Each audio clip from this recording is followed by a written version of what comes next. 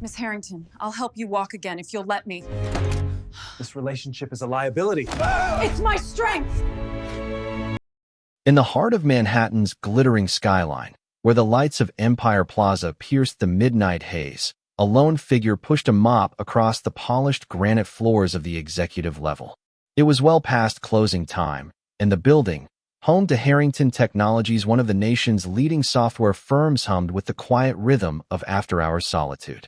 Marcus Thompson, a 32-year-old custodian with a quiet intensity, had been on the night shift for 4 years, balancing his job with evening classes at the University of Chicago's extension program in physical therapy. His goal was simple: to heal the broken, drawing from his own scars. But on this particular evening, something unexpected awaited him in the corner office. Elizabeth Harrington, the 42-year-old CEO of Harrington Technologies, sat rigidly behind her expansive oak desk, her wheelchair a stark reminder of the car crash that had upended her life 8 months earlier. A high-speed collision on the icy roads of Colorado during a corporate retreat had left her with a shattered, spinning and incomplete L1 fracture, the doctors called it. The business press had buzzed with speculation. Could the Iron Lady of Silicon Alley lead from a chair? Elizabeth was determined to silence them, poring over financial reports until her eyes burned, her hands trembling from fatigue and painkillers. Marcus knocked softly before entering to empty the trash. "Excuse me, Miss Harrington.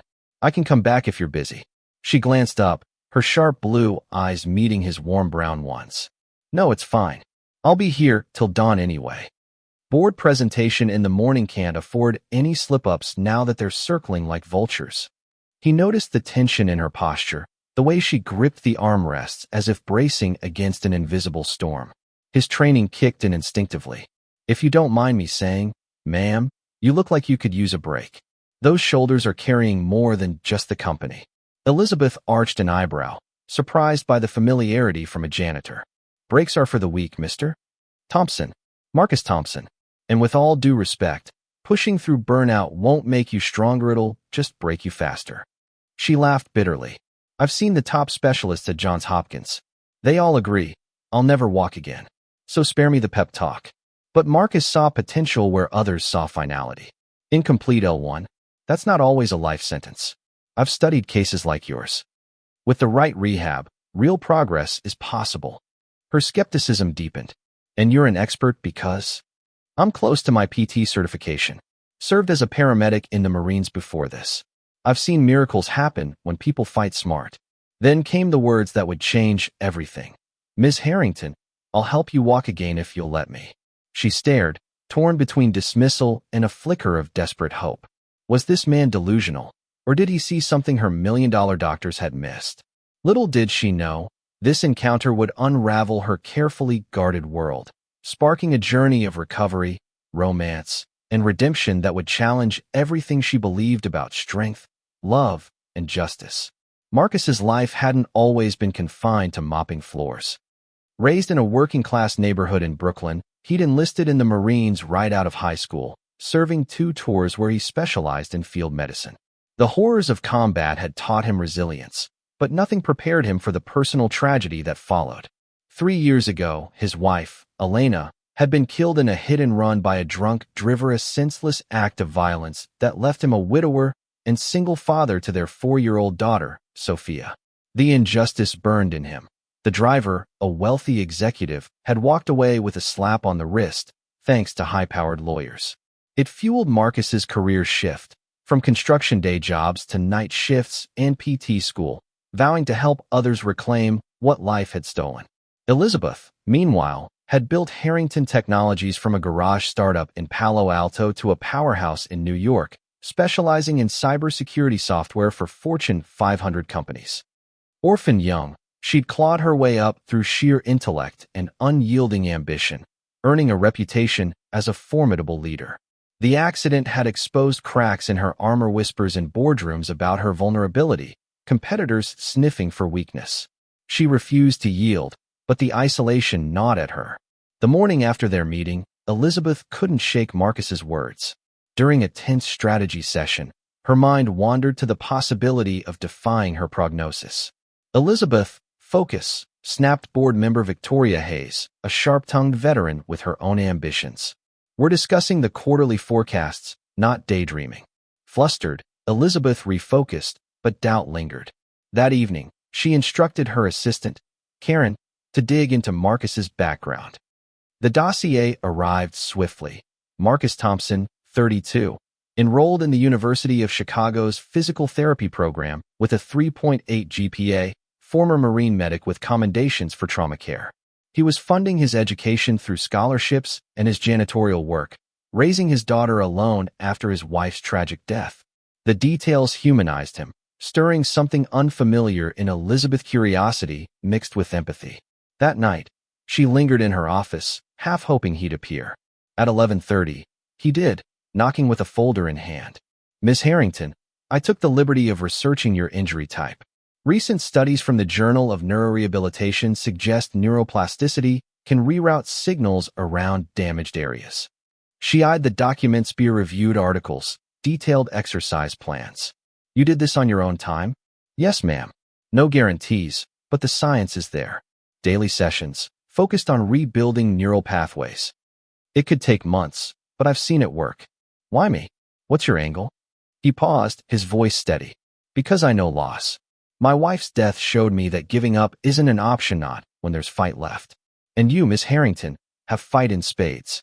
For the first time since the crash, Elizabeth felt a spark of genuine hope. She consulted her lead physician, Dr. Reynolds. "A janitor turned PT student? Elizabeth, that's not proper care. He's got credentials. And frankly, your team's given up on me." Dr. Reynolds sighed.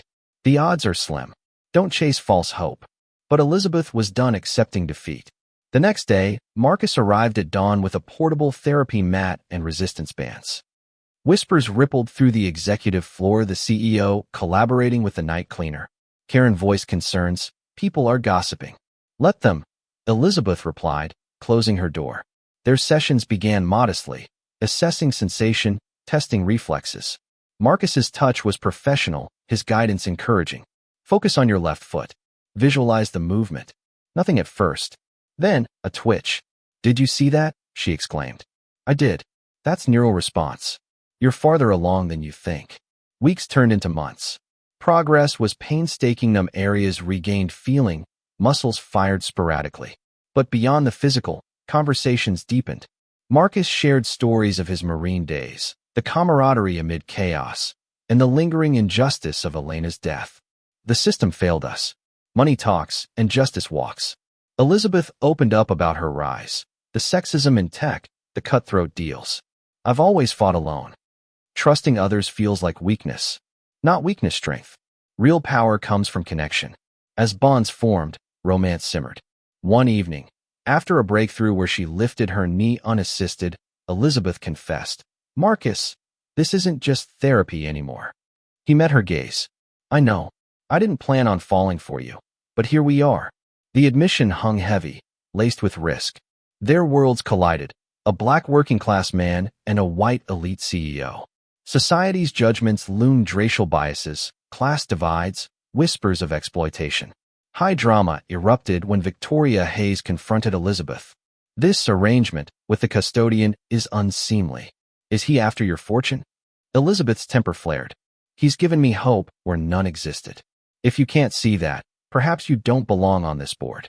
The confrontation escalated tensions, fueling office rumors. Meanwhile, Vanguard Systems, a rival firm, launched a hostile takeover, capitalizing on perceived instability. Stock dipped, shareholders panicked. In a pivotal board meeting, Elizabeth stood her ground literally, with crutches for support. "Vanguard thinks I'm diminished. They're wrong. Our projections are record-breaking, and my personal life? It's made me sharper." Victoria pressed. "And this relationship? It's a liability." "It's my strength," Elizabeth shot back. "Marcus and I are engaged. Judge us if you must, but our results speak louder." The room tensed, debates flying about ethics, optics. One member argued the interracial dynamic invited scrutiny, another defended personal freedom. The vote to repel Vanguard was razor-thin, but unanimous in the end, a triumph amid controversy. Milestones mounted. Elizabeth walked 5 steps unaided, then 10. Marcus proposed in her office, ring in hand. after she crossed the room solo. You've rebuilt my heart as much as your body. Marry me. Tears flowed. Yes. 1,000 times yes. Their wedding, in Central Park amid blooming cherry blossoms, was intimate yet charged. Elizabeth walked the aisle slowly, guests murmuring in awe. Vows echoed resilience. You taught me love defies odds, she said. And you showed me justice starts with belief, he replied. Post-wedding, life blossomed. They moved to a brownstone in Brooklyn, blending worlds. Elizabeth scaled back hours, prioritizing family. Marcus graduated, becoming a licensed PT. Their son, Ethan, arrived after a high-risk pregnancy, symbolizing renewal. Together, they founded the Harrington-Thompson Wellness Center in Queens, focusing on spinal rehab for underserved communities. Drawing from Marcus's experiences with systemic injustice, his wife's case highlighted racial and class disparities in legal outcomes. The center emphasized holistic care, advocating against the violence of neglect in healthcare. Success stories poured in. A veteran regained mobility, walking his daughter down the aisle. The center expanded, influencing medical protocols nationwide. Dr. Reynolds, once skeptical, co-authored papers on Elizabeth's case, admitting, hope isn't naive, it's essential. Years later, at the center's 10th anniversary gala, Elizabeth addressed the crowd. From paralysis to parenthood, I've learned that injustice at a reckless driver or a dismissive system can be fought with compassion and grit. Marcus added, we've turned pain into purpose, proving love conquers division. Their family thrived. Sophia, now a teen, aspired to medicine. Ethan embodied joy. No loose ends lingered. Their story closed on fulfillment, a testament to overcoming adversity through unity. What did you think of this tale?